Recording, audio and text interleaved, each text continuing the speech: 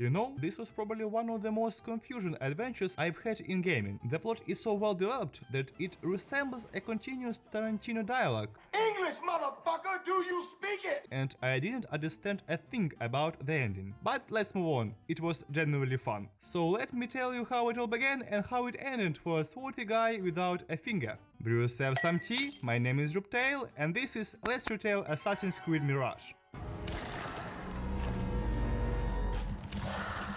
First, we're shown a cutscene from a perspective of some lecturer, outlining the story of our main character Basim in broad strokes. Once upon a time there lived a good thief who didn't have much trouble, but the ancient order did many bad things, so our thief joined the ranks of the assassins and blah blah blah. Finally, after a couple of frames of fantastic animation, a drop of blood transports us into the game itself, specifically into Basim's terrifying dream, where he sees some terrifying creature resembling a grandma who wants you to set up her phone. Awakened by such horror, the guy wakes up, and that's when we meet his sister or friend, Nihal, most likely his sister. It seems like this isn't Basim's first terrifying dream, but there is no time to be upset because today is a new day with new tasks from mysterious people. Nihal isn't too thrilled to work for them because they don't pay much, but Basim sees as his duty and is happy to help people in cloaks. It is amusing to see this, as talk of freedom and honor doesn't stop a thief from picking the pockets of innocent peasants.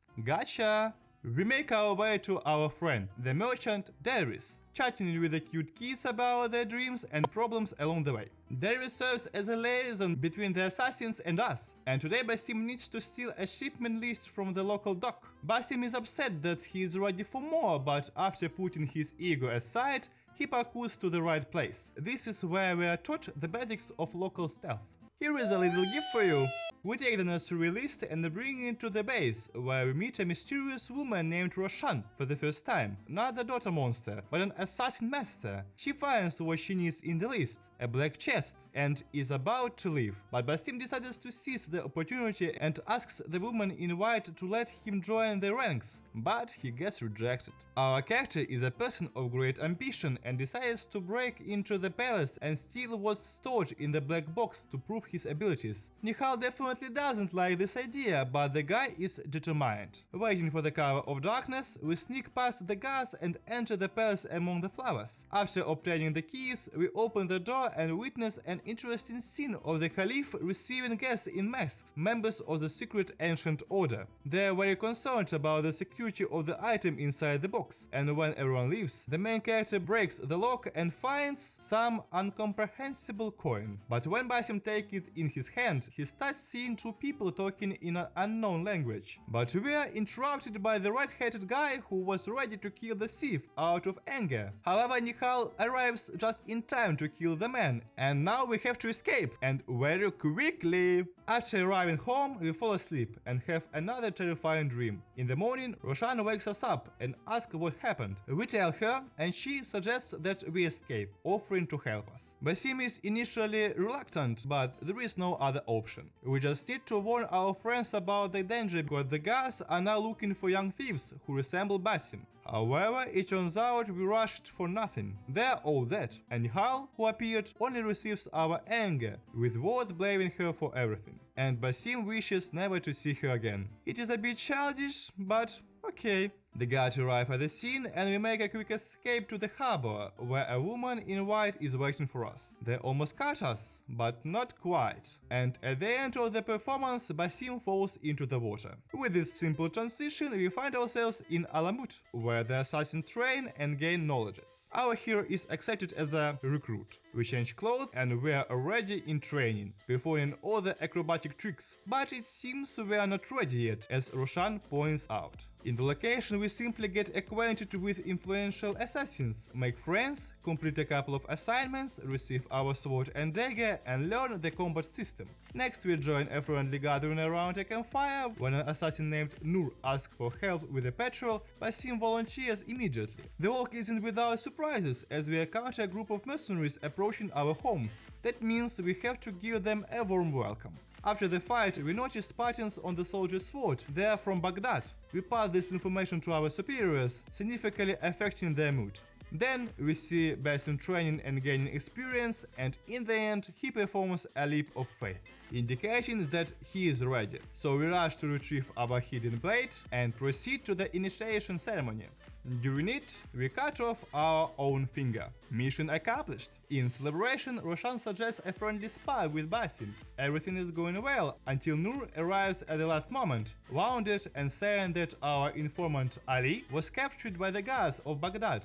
We don't know him, but we can't just leave it like that. Tectonic changes begin, and we need to head home. We gather our belongings and set off across the sandy dunes. Eventually we reach our hometown, introducing the locals to our camel, and after a long half hour, we find the secret assassin's bureau in the area. After a heart-to-heart chat, we learn that Nur was closely working with a rebel named Beshi. He also marked on the map where we can establish similar connections, so our first task is to meet this Beshi. He seems suspicious, but he quickly cooperates. He plans to rescue Ali, but right now he is lack of people. Half of them are here, while the other half is held captive at the pier. Basim, of course, volunteers to help and do it quietly. Well, quietly. In any case, we have completed the most crucial part of the plan and return. During the conversation with Beshi, we learn a new name, Al-Khul, a man who gathers undesirable people and forces them to work in the desert during excavations, but it is unclear for what purpose. He is a member of the Order, those people in masks, and our goal is to eliminate each of them. For now, we head to a new point on the map, where Nur had marked the location of another rebel, who turns out to be none other than Dervis. He is thrilled to see us, and after a heart-to-heart conversation, we learn that Ali was taken to the Khorasan Gate Guidehouse a week ago. We thank our old friend for his cooperation and move on. By the way, we can visit Dervis and sell him valuable items that we can steal from people. Well, the thing is, do remember, we head to the location that Basim learned about, eavesdropping on the guard's conversation and obtaining a list of prisoners. This allows us to learn the true location of Ali, the Damascus Gate prison. We return with all the information we've gathered to the bureau. After acquiring some upgrades, we met with Fadi, who tells us a bit about the prison's history and then allows Basim to storm it. We hire mercenaries, and while they create chaos, we sneak inside quietly, eliminating everyone. Finally, we find what we came for. Ali isn't in a hurry to leave the prison. He wants to sneak into the guard's room first and steal their orders. After all, they serve the masked man, and this way we can learn Al-Khul's future actions. The mission was tense, but we managed it. Afterward, Basim walks the streets of Baghdad, chewing down posters with his face. This lowers our wanted level, making it less likely for people to recognize us on the streets.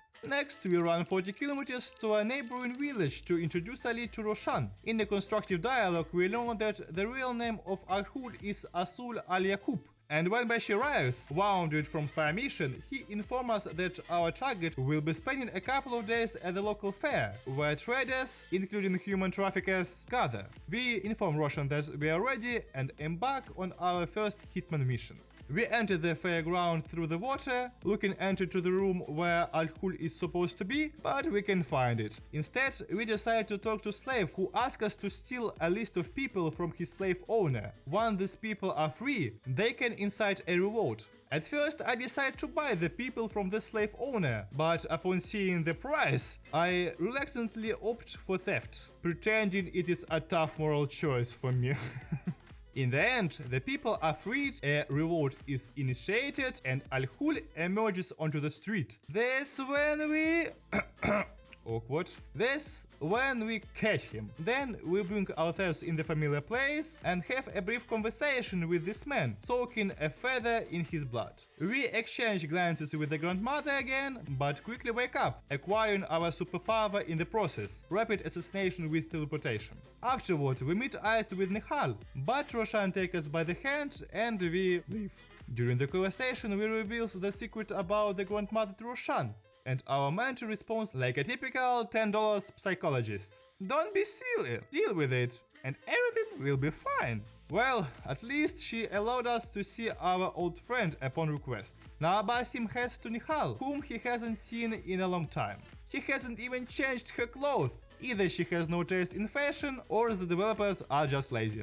Nihal has been living with one idea of all this time, or rather one symbol depicted on the wall. The same symbol we saw on the mysterious coin. Nihal is looking for a secret room which Basim will find, but not right now. For now, we return to the bureau and discuss future plans. There are other assassin bureaus in Baghdad where our member will soon arrive. By visiting each of them, we will initiate investigation into other members of the Ancient Order. And here we can also take on additional tasks to gather resources, but I won't be doing them of course. Now we can finally embark on the search of the secret place that Nihal mentioned. It is located in one of the oases at the bottom of the lake. After swimming far enough in and moving forward, we find ourselves in an astonishingly technological place with locked weapons and ammunition inside. To open these doors, we need to collect enough shards, which are carried by lower-ranking members of the Order, who walks the streets with guards. Next, we return to the city and find another bureau in the Kark district. Rebecca and Roshan are already there, and of course, they have a task for Basim. This area is controlled by the Order, and there is a big auction happening soon. However, you can only enter by invitation. And there is a good chance that our next target will be among the guests. Arriving at the bazaar, Roshan informs us that the guards have been behaving extremely aggressively toward traders from other countries lately, and more often, Eastern Road traders. We need to find out why this is happening and how we can use it. Fortunately, our main character has a contact among these stalls, so we head toward him first. And this is Kong, East trader dealing in tea and other goods, who initially teases poor Basim but eventually recognizes his old friend. And after a bit of conversation, Kong asks us to retrieve a box of tea confiscated by the guards recently. Of course, our peaceful Basim agrees. Such a sweetheart. Just watch how he slits the throats of those young men for a few tea leaves. Adorable. The box is now with Kong. Continuing the conversation, we mentioned that we need to get to the auction, and Kong, being a true trader and a sly friend, proposes a deal. Recently, most of his merchandise was confiscated on the way to Baghdad and is now stored in a guarded warehouse. We need to figure out how to retrieve his items, and Kong will try to get Basim a ticket to the covered auction in return. We find the warehouse, silently eliminate everyone inside, and gather information about Kong's merchandise and the harbor master, who oversees all these operations. Reading a few more letters, we understand that all these confiscations are only for the purpose of finding an exotic hairpin for the auction. We also realize that the harbor master is part of the Order, so we quickly pay him a visit and introduce him to our knife. Upon returning to Kong, we give him an important pass. With it, he can easily take back his goods, and he, in return, gives us a ticket to the long-awaited auction. Next, Basim explores the bazaar more thoroughly to see if there are any more aggressive actions by the guards, and we come across such an event. A group of men was planning to beat a poor woman for not paying increased taxes, but now their guys won't have to worry about money anymore. The woman thanks us for our help and asks us to assist her friends who will be arriving in Baghdad soon in a caravan. They might encounter various troubles on the way. And indeed, trouble before them. Someone recently killed one of the traders' horses, and it is clear that what things await them next. So we escort the good people to the city gates, and naturally we had to kill a whole bunch of mercenaries. After talking to one of the traders, we learn the name Al-Anka, the local tax collector, who is certainly one of the pawns of the Order.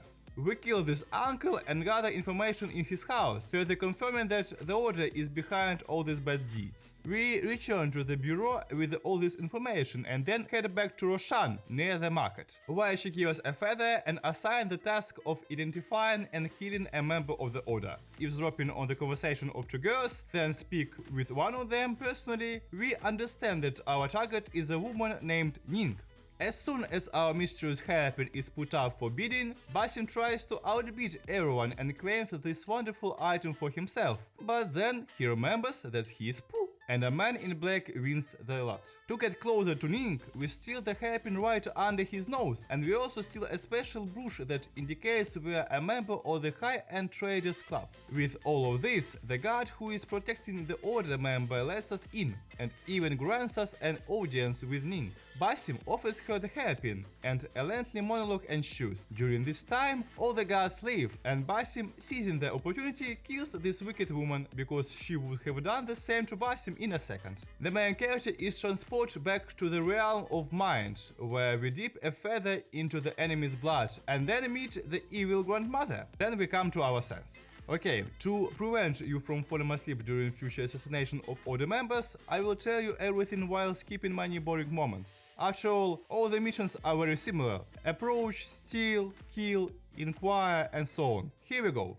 We return to the headquarters, where Ali is already furious because several of his rebels were captured by mercenaries and executed in the main square. Naturally, this is the work of the Order. It was decided to not rage for now and go to Jajaraya to gather information. In a local tea house, we learn that people have started disappearing in the area, and no one knows where or how. We meet Ali again, and he's already managed to extract information from a local soldier that there is an informant of the Khalifa on the pier. And we need to check the theory, at the same time talk to the mother of the missing son.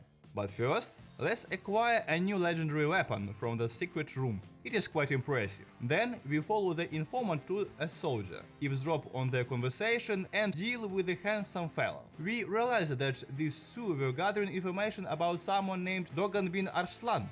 We go to the widow, bring the flowers, and then ask her about her son. And then on her trails, we find a note from the young lad, realizing that he's probably somewhere on a nearby farm. We make our way there, free the hostages and the son in the process, and then lead the whole crowd to seize Dogan's villa.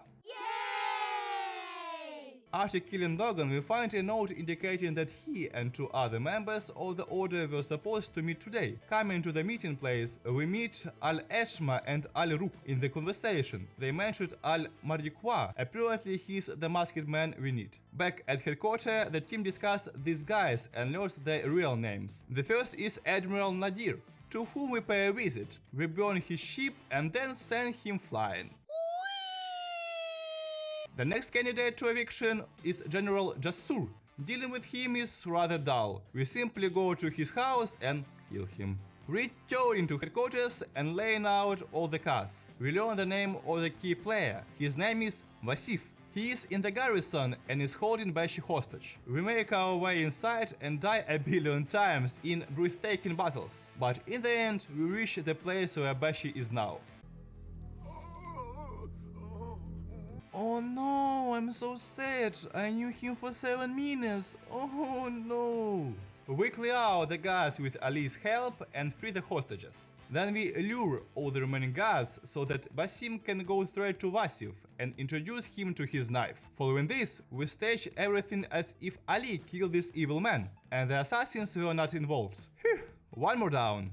After this, Basim goes on a side mission about the King of Thieves, whom we kill in the end. Nothing too interesting, to be honest. It is time to head to the third bureau. There we are tasked to find Ahmed and interrogating him about everything. He is currently at the House of Wisdom, a kind of repository of all knowledge. Arriving at the location, we meet an old man named Fazim, who tells us that some hooligans have burned some of the books. In Ahmed's office, we find strange drawings and diagrams of a mechanism that we don't understand. Then, some random old man decides to help us but lead us into a trap with soldiers. However, things don't go as planned. The old man asks for mercy and explains that a man in a mask forces him to do this, and he doesn't know where Ahmed is. By visiting the excavation and gathering information, we learn that Ahmed is currently in the hospital, assisting a certain Dr. Hassan with research. But infiltrating Hassan's office, we realize that the man is a member of the Order, so naturally we cut his throat. When Ahmed appears and doesn't understand what is happening, he tells us that he never hit and he didn't know that Hassan worked for the Order. And it turns out that Ahmed also worked for the Order. The Punisher scholar returns to headquarters, while Basim goes to deal with the old masked individual of high rank. During the course of further missions, Basim learns that the Order is currently conducting excavation and studying a super powerful and dangerous mechanism. The Assassin Brotherhood needs to do everything in their power to prevent this item from falling into hands of these masked bastards. In the meantime, we acquire Tony Stark's costume. However, the voice from it sounds tinny, so we return to our old attire. We go back to the House of Wisdom, talk to Nihal, eavesdrop on conversations, and so on. We realize that the person we are looking for in the mask isn't the old man with the books. Furthermore, he was the one who set the fire to hide his inhuman experiments on people. We even found out that some very scary things are happening in the basement of this House of Wisdom. People are being held captive and used for experiments, all in the name of science. Dressed as one of the patients, Basim managed to get closer to the scientist. The scientist was ready to test a mechanism on us, which involves either transferring consciousness or both body and consciousness to another world. It is unclear. In any case, we won't find out because the old man is going to meet his maker today. Hooray! And we see standard scene with the grandmother and the father. These visions are seriously bothering Basim, and he slowly starts to develop a desire to understand them. The main character asks Roshan about the disc again, but she knows nothing and believes that our duty is simply to serve good and nothing more. Moreover, we have one last task: to eliminate the head of the snake. 3 candidates are in the running: a poetess, the governor, or the caliph herself. After chasing the poetess and reading her mail, we realize she is not the one. Then we go to the governor's harem, disguised as servants, and while attempting to obtain the key to his room, we have to help a girl named Makira. Makira turns out to be an interesting character. Under the guise of a good girl with dirty thoughts, we bring her alcohol from another girl named Nazreen, and a book with interesting information about bodies, if you catch my drift. To avoid rising suspicious, we return the bottle with the alcoholic potion to Nazreen, and it turns out Makira poisons the bottle as well as Nazreen. And the book we thought we left on Makira's bed is actually in the bed of another girl, and that book contains poison recipes. We ended up getting involved in a bit of bloody affair. I would have killed the girl if not for the children around. However, we didn't gather much information, so we broke into the governor's office and even managed to speak with him in person. It turns out that this scoundrel made a deal with the head of the ancient order to have peace in Baghdad for a while. In return, he persuades his cousin to remove the protection from Alamut, essentially delivering the poor assassins to the enemy. In short, a nasty scheme unfolded, and it's time for us to report everything to Roshan. The head of the snake turns out to be the caliph, the same woman we spoke with at the market, and whom we will soon kill. Well, not so soon, as I have a bit more running to do in search of a passage to reach her. Nevertheless, we are already chasing after her. However, she begins to brainwash Basim, telling him that he is special and that his terrifying dreams actually have meaning, and that all the answers can be found beneath the fortress of Alamut. And she would have explained more, but Roshan interrupts the woman's monologue and finishes her off. This greatly angers Basim, tells us that we don't need to worry because we have the Brotherhood, and if Basim desires more, Roshan promises to personally stick a blade in the main character's throat. After a brilliant psychotherapy session, Basim decides to return to Nihal and tell her everything he has learned. Now, let's just go for a little run. In short, we arrive, tell her everything, and in the end, we decide to visit Alamut together. Basim naturally warns Nihal about the danger, but she doesn't care. The journey was long and tough for the two, but they managed. And it seems they were a bit late. Soldiers were already killing our brothers and wanted to do the same to us, but Basim is saved by what we seems to be Roshan. We wake up after a terrible dream and find Nur next to us, who found us unconscious and brought us to this cave. There was no one else around, and Nihal is likely alive. According to Basim's assessments, Nur is fatally wounded, and the main character promises to eliminate everyone involved in the death of our brothers. We rescue the High Assassins and inform him that we are heading under Alamut to uncover its secrets, and he doesn't object. We enter the cave, eliminate the enemies, and begin to unveil the curtain of mystery when suddenly... Bitch, I will stick your head up your ass. A battle ensues, in which we quickly emerge victorious and deliver a non-lethal blow to Tisha to immobilize her. Then Nihal appears out of nowhere, and together we open the door. From this moment on, a Nolan level plot unfolds, complete with English textbook level dialogues. Are my eyes deceiving me? Are you seeing this? Nihal? I am here. Wherever we are, was built long ago. To serve what purpose, I do not know. I do. How? I do not know. In general, after wandering inside, we come across another drawer, which when opened, reveals an unfamiliar mechanism to Basim. Nihal has disappeared again, and here comes a consciousness shift. It cannot be. It turns out Nihal never existed, and Basim is suffering from schizophrenia. They are friends. Oh my goodness. Well, not quite the end. Next, Nihal, or rather Basim, activates a hologram in which we see two individuals. We are obviously at the bottom, while the identity of the person at the top is unclear. He wants to place us in the sarcophagus, and it seems he will succeed. In our consciousness, this person is represented as the same old lady. We get rid of her by accepting and touching her. Next, Basim and Nihal reunite and become an entirely new person, to the extent that even our eagle won't recognize us anymore. So let's go in order. In the past, there was a highly advanced Izu civilization that is copied from Scandinavian mythology. At the time, some of these higher beings lived, such as Odin, Loki and others. Then an apocalypse occurred, and the Isu decided to build a supercomputer and upload themselves into it so that the consciousness would be reborn in new bodies through generation of humans. And the name of this computer was Yggdrasil. And so Nihal is the seat of Loki's consciousness, and Basim turns out to be his direct ancestor. According to the legend, which I forgot while writing the script, Odin imprisoned Loki in the prison. And after the merging of personalities, and after Basim becomes a new person, he makes a promise to seek revenge, which we will see in the game Assassin's Creed Valhalla. If you don't understand anything, don't worry, neither do I. The end. This is a pretty interesting and captivating game, but only in the early stages. It lacks of a bit of dynamism in the plot and smarter enemies. Real storytelling work I saw only at the beginning and the end. And what do you think about this? I'm looking forward to discussion in the comments, and I will go on to make new good videos for you. See you soon.